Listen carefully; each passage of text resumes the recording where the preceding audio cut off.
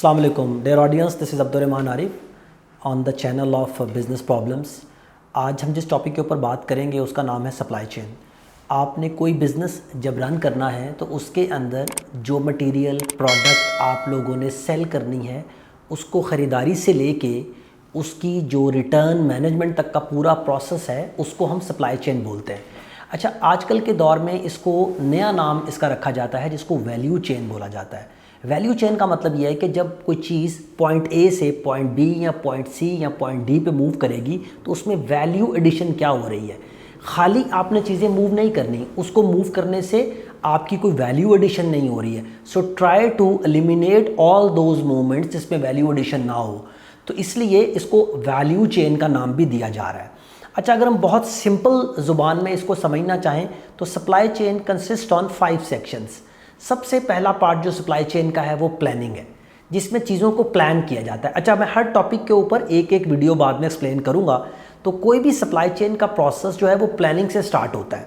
Planning के बाद दूसरा पोर्शन होता है उसका बाइंग या प्रोक्योरमेंट, जिसमें आप ख़रीदारी करते हैं।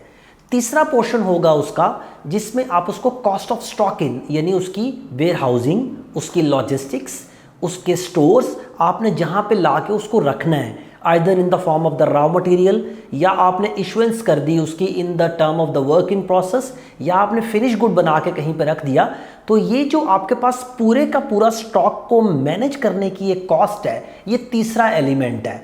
और चौथी चीज़ होती है डिस्पैच, कि जब आपने कोई चीज़ बना ली तो आपने उसको पहुंचाना है वहाँ तक जहाँ से आपको पैसा मिलना है, जहाँ से आपको रेवेन्यू मिलना है, तो डिस्पैच होती है। And the fifth the most important element is कि जिन सप्लायर्स या जिन वेंडर्स के साथ आप काम कर रहे हैं उनकी मैनेजमेंट, उनके साथ आपने किस तरह से चलना है।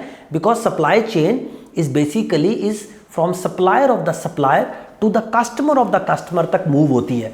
तो आप इस पूरे के पूरे end to end supply chain को मैनेज करते हैं। अब हम इन तमाम टॉपिक्स पे एक एक वीडियो आगे रिकॉर्ड कराएंगे ताकि आप लोग इस स्पेसिफिक टॉपिक के ऊपर भी चीज़ों को अंडरस्टैंड कर सकें। And keep in touch with me for the super interesting topics in the future. Thank you very much.